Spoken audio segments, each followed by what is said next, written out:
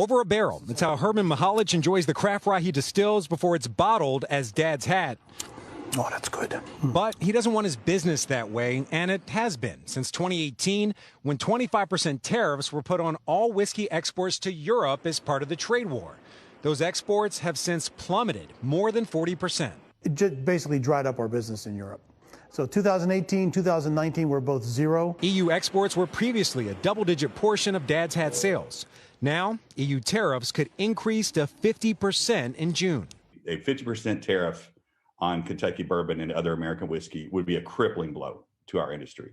I mean, you're looking at us losing, again, hundreds of millions of dollars. Even big brands say that's hard to swallow. The maker of Jack Daniel's saying, our company has borne roughly 15% of the entire tariff bill.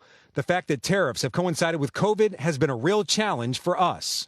Jim Beam saying, retaliatory tariffs clearly make our products less competitive, and it's critical that we avoid a doubling of the tariffs. Alcohol sales have boomed during the pandemic, but that glass is half empty for craft distillers. Because of virus concerns, many are just buying brands they know instead of looking for something new, according to the Trade Group for Distillers.